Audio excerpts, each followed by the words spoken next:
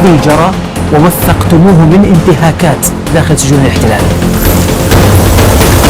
وإن كبدن أفركنا محابيس أو كحرن جودها حبسية إسرائيل kuwaasi oo in ka badan 200 oo kamid ah u dhinteen jirdiliya sidoo kale ka gaabin laga gaabiyay in la siiyo daryeelkii caafimaad ay u baahnaayeen in ka badan 15 maxbuus oo loo qaaday isbitaalada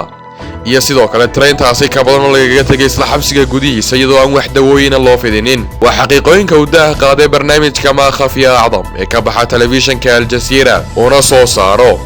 saxafiga lagu magacaabo Taamir Al-Misxaal barnaamijkan oo inta badan lagu baaro arrimaha qarsoon ayaa waxa uu daaha ka qaaday dhacdada socota baxsadkii ay 6 Falastiiniyiinta ahaa ee ku xidhnaa xabsiga Jalbuuc ee dalka Israa'iil baxsadeen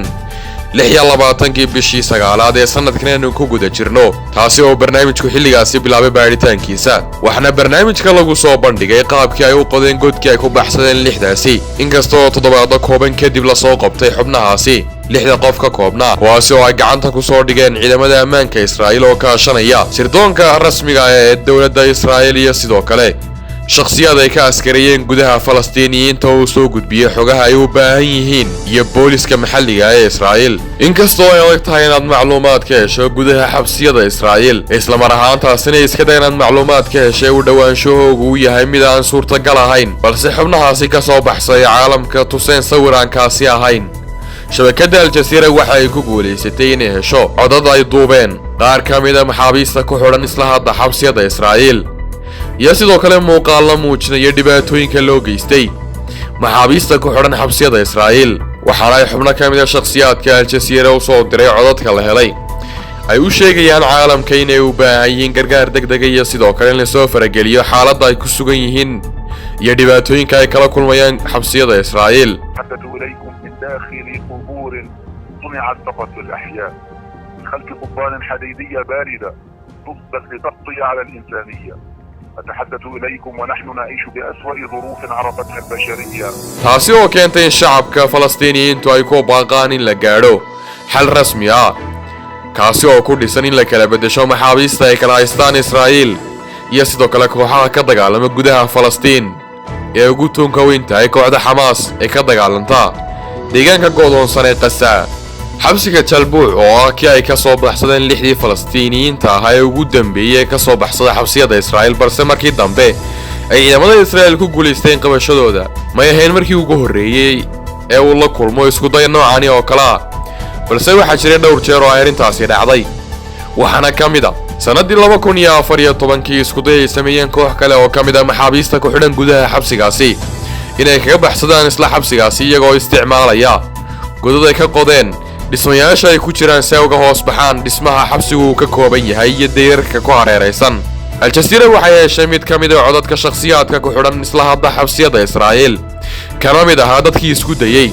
inuu ka baxsado sanadii 2014 xabsiga Jalbuuc waxaana uu sheegay in ay qodeen qoditaankiisu socday 4 bilood isla mar ahaantaasina kaliya ay uga dhinnay 7 ilaa 8 mitir inay bannaanka uga baxaan derbiga ku hareeraysan dhismaha xabsiga balse goor dambe ciidamada Israa'iil ay ku baraarugeen jiritaanka godkaasi taasi oo keentay inay u geystaan dhibaatooyin nafsiyadeed وقتها متواجد في سجن جلبوع وكنا نعمل على بناء نفقنا الخاص في نفس الفترة من العام 2014 تجربتي في نفق جلبوع وهي مشابهة تقريبا لتجربة الأخوة الثلاثة في نفق شطة فهي نفس الطريقة ونفس الأدوات taasi oo markii dambe keentay in laga qaado dhammaan maxaabiistii ku xidhnayd goobtii uu ka bilaabmay qoditaanka godkaasi taasi oo fashilisay isku daygii baxsadka ahaa ee isku dayeen shakhsiyaadkii halkaasi ku sugnaa sanadii 2014 balse markii ay baxsadeen 6 xubnood ee ugu dambeeyay ee ka baxsaday xabsiga Jalbuuc waxa ay dawladda Israa'iil ku kacday gaar ahaan xafiiska laga maamulo xabsiyada Israa'iil talaabooyin dhowr ay ka mid yihiin in la mamnuuco dhammaan booqashada loogu imanayo maxaabiista ku sugan guud ahaan xabsiyada Israa'iil gaar ahaan dadka ka imanaya deegaanka Gaza iyo sidoo kale in laga mamnuucay cabitaanada ay isticmaali karaan gaar ahaan kuwa ay ka heli karaan diirimaad maadaama ay maxaabiistu sheegeen inay ku hoos jiraan godad dhulka hoostiisa kuwaasi oo ka jira qabow aad u darani isla mar ahaantaasina aanay helin agabka lagama maarmaanka ay isku diirin karaan dhacdadaasi waxa ay keentay sidoo kale 3 ilaa 2 ka mid ah maxaabiistii ku sugnaa gudaha xabsiga ee aan iyagu baxsanin in lagu xukumo inay taageerayeen 6 baxsaday isla mar ahaantaasina la kordhiyo muddadii ay xukunaayeen codkii ugu dambeeyay Al Jazeera hesho isla mar ahaantaasina ay ka heshay gudaha xabsiga waa xabsiga Jalbuuc ay ka baxsadeen 6 xubnood ee aanu soo sheegnay waxa uu qof ka mid ah maxaabiista ku sugan isla xabsigaasi uu sheegay wixii dhacay markii ay baxsadeen 6daasi maxbuus waxana uu sheegay in dhamaantood lagu la kacay garaacid iyo sidoo kale in biyo qabow lagu rusheeyay iyadoo dhamaan laga xidhay gacmaha isla mar ahaantaasina lagu la kacay ciqaab noocyadeeda kala duwan waxana uu sheegay in qaar ka mid ah maxaabiista laga joojiyay agabka asaasiga iyadoo sidoo kale lagu sameeyay baaritaan aan kala sooc lahayn Ilan Burina waxa uu muddo ka badan 30 sanadood ka shaqaynayay ciidamada asluubta ee qaabilsan ilaalada maxaabiista Israa'iil waxana uu gaar ahaan ka howlgalayay labada xabsi ee ku kala yaalaan Naqab iyo sidoo kale Raamod kuwaasi oo labada xabsi ee ugu foosha xun marka laga hadlayo sumcadda ay ku leeyihiin xabsiyada Israa'iil waana xabsiyada ay ka dhacaan inta ugu badan ciqaabaha ka dhaca gudaha Israa'iil waxana uu Al Jazeera u sheegay qof kasta oo isku dayay inuu baxsado isla mar ahaantaasina lagu guuleystay gacanta lagu soo dhigo in la geeyo goob ilaaladeedu aad u adag tahay isla mar ahaantaasina laga dhex saaro maxaabiista kale taasi oo lagu xidho qayb gaar ah isagoo halkaasi muddo dheer ku qaata maxaabiista ku xidhan gudaha Israa'iil ee Falastiiniyiintu waxay tiradoodu gaadhaysaa 4500 oo maxbuus iyagoo loo qaybiyay 19 xabsi iyo sidoo kale 4 xarumood oo ay leeyihiin ciidamada dambaarista ee Israa'iil 544 ka mid ah maxaabiistaasi waxa ay ku xukuman yihiin xukun xabsi daayina ama madaxa ku furto halka 43 haweena oo ka mid ah maxaabiistaasi ay ku xukuman yihiin xukunna kala duwan iyagoo la kulmaya ciqaabo iyo sidoo kale tacadiye joogta in ka badan 600 oo maxbuus ayaa iyaguna ku xukuman xabsi ka sareeya 20 sanadood bishii Juun ee sanadii 2018 wasiirka arrimaha gudaha ee Israa'iil Garan Ardan waxa uu soo saaray go'aano cusub oo lagu dhaqan gelinayo xabsiyada iyo sidoo kale maxaabiista ku jira xabsiyadaasi isagoo aasaasay guddi cusub oo hawshaasi ka howlgalaysa bishii January 2019 ay guddidaasi bilowday hawshoodii rasmiga ahayd si ay u dhaqan geliyaan go'aankii uu soo saaray wasiirka arrimaha gudaha ee xilligaasi in la sameeyo qalab tashuush ku furaya telefoonada sida dhuumashada ugu soo gala maxaabiista ku jira xabsiyada Israa'iil dhaqangelinta go'aankaasi waxa uu keenay inay xanaaqaan isla mar ahaantaasina ay rabshad sameeyaan qaar ka mid ah maxaabiistii ku sugnaa xabsiyada Israa'iil bishii Maaric ee sanadii 2019 waxa isku dhex maray ciidamadii ka shaqaynayay xabsiga iyo sidoo kale qaar ka mid ah maxaabiistii ku xidhnaa xabsiga Naqab ku yaala taasi oo keentay in ciidamadu isku dayaan inay qaar ka mid ah maxaabiista ka saaraan goobtii hore ugu jireen iyadoo taasi galaafatay mid ka mid ah saraakiisha ciidamada oo la kulmay dhaawac uu geystay askari ka mid ah ciidamadii Xamaas ee lagu soo qabtay howlgal ay sameeyeen ciidamada Israa'iil kaasi oo maxbuus ku ahaa gudaha xabsigaasi iyadoo markii dambe loo qaaday isbitaal ay ciidamada Israa'iil leeyihiin Nizar oo ka mid ahaa maxaabiistii ku xidhnayd xilligaasi xabsiga ku yaala Naqab waxa uu sheegay in ay xaaladdu bilaabantay kadib markii ay ciidamada Israa'iil isku dayeen in ay kala bedelaan qaybo ka mid ah maxaabiista iyagoo ka soo bedelaya blogga saddexaad ee xabsiga una soo bedelaya qaybta afraad ee xabsiga taasi oo keentay inay xanaaqaan maxaabiistu iyagoo markii hore ka xanaaqsanaa dhaqangelinta go'aanadii uu soo saaray wasiirka arrimaha gudaha sanadii 2018 waxaana ay keentay mid ka mid ah maxaabiistu inuu dhaawac u geysto sarkaal ka mid ah ciidamadii howlgalkaasi ku jiray taasi oo kaliftay inay ciidamadu dalbadaan gurmad degdeg ah isla mar ahaantaasina ay gudaha soo galaan qaybo ka mid ah ciidamada howlgallada gaarka ah ee Israa'iil ciidamada ilaalada xabsiyada iyo sidoo kale ciidamada militariga kuwaas oo ku hubaysan hubka noocyadiisa kala duwan iyagoo bilaabay inay awood ku muqooniyaan maxaabiistii ku jiray gudaha xabsigaasi isla mar ahaantaasina isku dayaan in ay garaacaan iyagoo xirxidhaya maxaabiistii halkaasi ku jiray taasi oo uu sheegay inay socotay garaacidaasi iyo dhibaatada lagu hayay maxaabiistaasi laga bilaabo 10kii habeenimo ilaa 5tii subaxnimo ee maalinkii xigay waxaana uu sheegay in dhammaantood maxaabiista la xirxidhay isla mar ahaantaasina beerka loo dhigay barxadda qaybta saddexaad ee xabsiga isagoo sidoo kale sheegay in la isticmaalay ay iyo sidoo kale qaybaha kala duwan ee ciidamada Israa'iil waxaana uu sheegay in dhammaantood maxaabiistu ay la kulmeen garaac iyo sidoo kale jirdil xooggan isagoo shakhsi ahaan sheegay inuu dhaawacmay kana mid ahaa shakhsiyaadkii dhaawacmay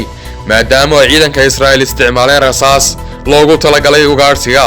waxaana uu sheegay in laba meelood ka dhaawacmay sarkaalkani ka mid ahaa ciidamada ilaalada xabsiyada Israa'iil ee 30 sanadood soo shaqeynayay waxa uu Al-Jazeera u xaqiijiyay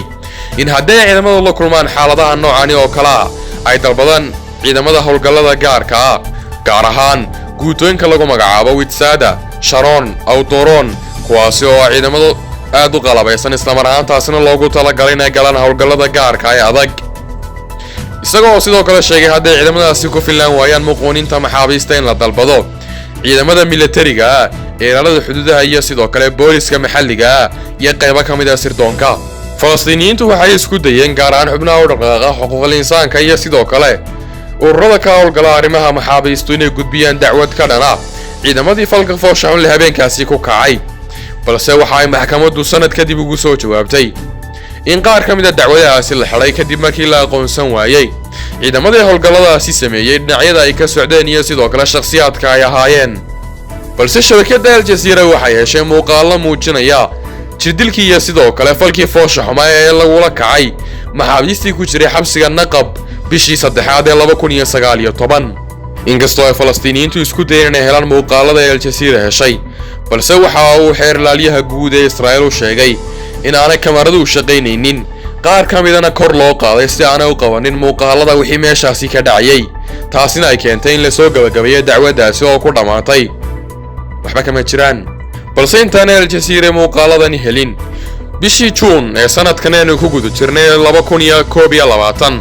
oo laga joogo in ka badan 2 sanadood xilliga ay dhacdadaasi dhacday wargeyska Haaret ee ka soo baxay dalka Israa'iil waxa uu helay qaar ka mid ah muuqaaladaasi isagoo ku daabacay ciwaanada wargeyskaasi iyagoo ay sawiradu isfasirayeen wariyaha helay muuqaaladaasi oo lagu magacaabo George Brenner oo barnaamijka la hadlay waxa uu sheegay in aanay ahayn wax loo dul qaadan karo isla mar ahaantaasina aanu awoodin in uu qariyo muuqaalada uu helay taasina ay keentay inuu faafiyo sawirada iyo muuqaalada uu helay oo ku faafiyo joornaalka uu ka howlgalo بالحجارة أو قتل أي أمور أخرى ولا نرى محاولات للمس بسجانين آخرين والارتباك باد بوضوح ورويدا waxaana uu sheegay in aanu filaynin qof bilaadan oo dabiici ah hada Israa'iili Falastiini ama jinsiyad kale ha haystee inuu ku kici doono falalka noocan ee ku kaceen ciidamada gaarka ah ee Israa'iil ay kula kaceen maxaabiistii ku sugnayd gudaha xabsiga Naqab muuqaalada Al-Jazeera heshay waxa ay keentay inay waxba kama jiraan ka dhigaan hadalkii uu soo saaray dacwad oogaha Israa'iil ee ku saabsan in aan helin muuqaalada rasmiga ah ee duubeen kamaraduhu taasi oo ay keentay inay Al-Jazeera baaritaanka ay samaysay ku ogaato qaar ka mid ah saraakiishii ka howlgalay arrintaasi isla mar ahaantaasina ku kacay falkaasi fooshaxun la bishii 3aad ee 2019 balse Al-Jazeera oo sheegtay inay isku dayday inay la xiriidho qaybaha kala duwan ee ciidamada ilaalada xabsiyada dacwad oogaha iyo sidoo kale xafiiska baaritaanada waxa ay sheegteen in wax jawaab loo soo celinin balse ugu dambeynta ay qaar ka mid ah ugu soo jawaabeen hadallo iskhilaafsan waxaana ay ciidamada ilaalada xabsiyadu sheegeen in qaybta dambi baarista ee xabsiyadu ay dacwadaasi soo gabagabeeyeen kadib markii ay heli waayeen ciddii ka dambeysay falkaasi balse dacwad oogaha Israa'iil fariinta uu soo diray Al-Jazeera waxa uu ku sheegay inuu baaritaanku ilaa hadda socdo kadib markii qaar ka mid ah maxaabiistu ay dalbadeen in dib loogu laabto go'aankii ay soo saartay xafiiska dacwad oogista ee Israa'iil balse dawladda Israa'iil kuma ay joogsanin inay dacwadaasi xidhay isla mar ahaantaasina ay sheegteen in muuqaalada la haynin laakiin waxa qaar ka mid ah ciidamada ay Al-Jazeera aqoonsatay la siiyay darajo ka sareysa tii ay ahaayeen balse arrintu kuma joogsanin in dawladda Israa'iil ay diiday in la hor keeno cadaaladda isla mar ahaantaasina la xisaabtamo dadkii falkaasi ku kacay laakiin waxa ay ugu dartay dalacsiin in darajo la siiyo Amnum Yahabi oo ahaa ku xigeenkii xabsiga waxa loo dalacsiiyay in la siiyo isla mar ahaantaasina laga dhigo sarkaalka ugu sareeya xabsiga magaciisu yahay Ramon halka sarkaalkii ka sareeyay Fiixaan bin Xiino loo magacaabay inuu noqdo generaalka hogaamiye ciidamada ilaalada xabsiyada ee koonfurta Israa'iil hay'adda xuquuqda aadamaha u dooday caalamku waxa ay sheegtay in Israa'iil ku kacday xabsi iyo sidoo kale jirdilaan kala sooc lahayn kulana kacday Falastiiniyiinta ku nool dalka Falastiin waxaana jira 226 maxbuus oo ku dhintay gudaha xabsiyada Israa'iil kadib markii ay la kulmeen jirdil iyo sidoo kale ciqaab loo geystay iyagoo 70 ka mid ah maxaabiistaasi ay u dhinteen sababo la xidhiidha in la siin waayay dawooyinkii ay u baahnaayeen iyo sidoo kale xaaladihii caafimaad ee soo wajahay in loo geyn waayay cisbitaalada iyo dhakhaatiirta lagu daweeyo. muuqaalkan in muuqda waxa uu muujinayaa dhibaatooyinkii uu la kulmay iyo maalmihii qalabsanaa ee uu ku noolaa qasaam saayix oo ahaa mid ka mid ah dadkii ku dhintay gudaha xabsiyada Israa'iil isaga oo u dhintay in la siin waayay dawooyinkii iyo sidoo kale baaritaanadii lagama maarmaanka ah ee ku saabsanaa xaaladiisa caafimaad maadaama uu la kulmay xanuunka kansarka ugu dambeyntiina uu ku geeriyooday gudaha xabsiyada Israa'iil. koox isku magacowday xorriya ayaa sheegtay inay afduubatay 2 sarkaal oo Israa'iiliyiin ah kuwaas oo dalka dibadiisa ka qabanayay howlgal qarsoon isla mar ahaantaasina ku jira shaqo loo diray. muuqaalkani waxaa ka soo muuqanaya 2 nin oo ay kooxda wax afduubtay ku sheegtay inay yihiin labada la afduubay mid ka mid ah lagu magacaabo David Berry waxaana ay kooxdu sheegtay inuu ahaa shakhsi qabanaya howlgal qarsoon kuwaasi oo loogu ururinayay dhaqaale isla mar ahaantaasina lagu sahaminayay dhulka ay deegaanaynta ku samayn doonto Israa'iil ee ku yaala gudaha Falastiin. ninka kale lagu magacaabo David Ben-Rosi waxa ay sheegtay inuu yahay khabiir ku takhasusay cilmiga petrokimiyaawiga ama sidoo kale baaritaanada batroolka waxaana ay sheegtay inay isna soo afduubeen isagoo dalka dibadiisa kaga jira howlgal loo diray. kooxdani waxa ay sheegtay soo deynta 2 nin in ay ku xidhan tahay go'aanka ay gaadhay dawladda Israa'iil kaasi oo in la soo daayo dhammaan maxaabiista ku xidhan gudaha xabsiyada Israa'iil si loogu bedesho 2 muwaadin ee Israa'iil. balse dawladda Israa'iil tan iyo markii la baahiyay barnaamijkani oo ahayd 12 saacadood ka hor may jirin wax fariin ah oo ay u soo dirtay shabakadda Al Jazeera ama jawaab ay ka bixisay 2 qof ee la afduubay inay u dhasheen iyo in kale.